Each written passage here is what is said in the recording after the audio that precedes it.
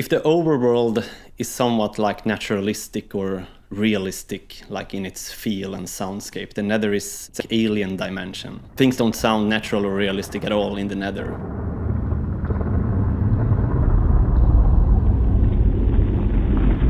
The warped forest is a really like weird biome. Something in the forest really like disrupts reality. I can't really tell you what's going on. I don't think even music can play in the warped forest. I don't know, but maybe the Enderman can tell you what's up.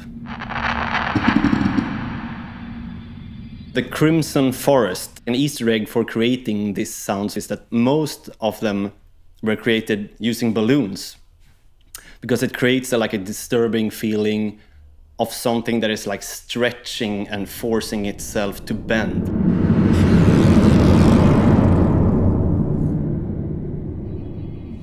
So the Soul Sand Valley, I would say like this biome is really ghostly, and if you listen closely, maybe you'll hear what the souls are trying to tell you.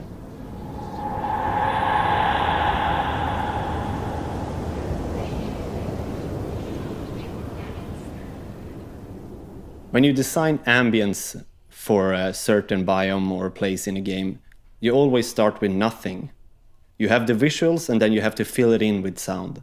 And when it comes to the basalt deltas, I was a bit confused about interpreting the visuals. So when Brandon came up with the keyword radiation, I suddenly knew what I was looking at and therefore could interpret it into sound.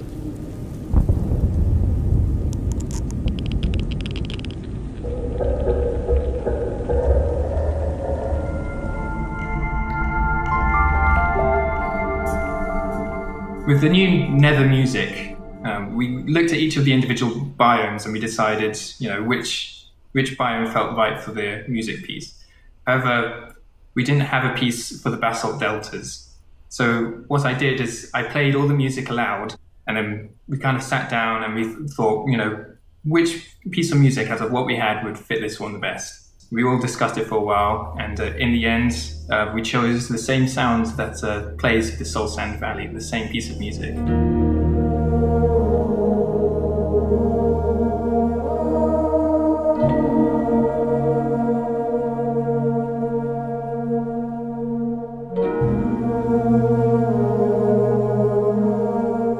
Players now associate that track with the spookiness that we have for the Soul Sand Valley, and they kind of see that it blends well with the creepiness of the basalt deltas with the overarching pillars. With the warped forest biome, however, we decided to specifically have no music at all. Players left with just the ambient sounds. They have to consider the environment around them. They don't have any of the emotion that we try to give them with music anymore. That's to try and communicate the strangeness of the forest and the strange materials around them and the very foreign environments.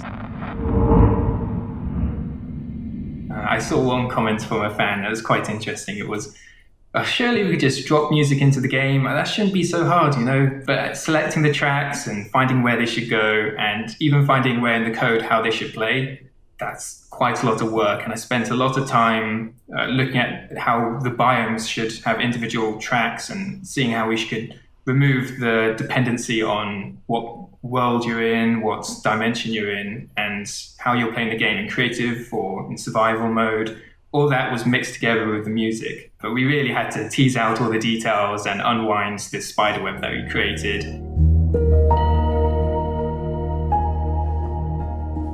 I've voiced many mobs in Minecraft since I started in the 1.9 update. Witch to Shulker to Piglin, different illagers, and it's always a different approach to them.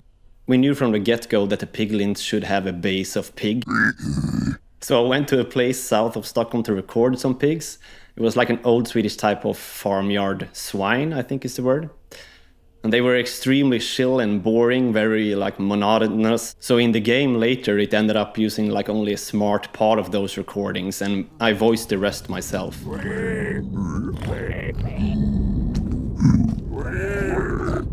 When Brandon showed me the striders for the first time in game, they made me think of some sort of alien insect or frog or something like that. So at that moment, I took a toy from my son, which I think is called like a click-clack hedgehog. And it makes these cute clicky noises. And when you spin it around, it's like... I combined that with my voice to put some more emotion into it. And there was the sounds for the strider. We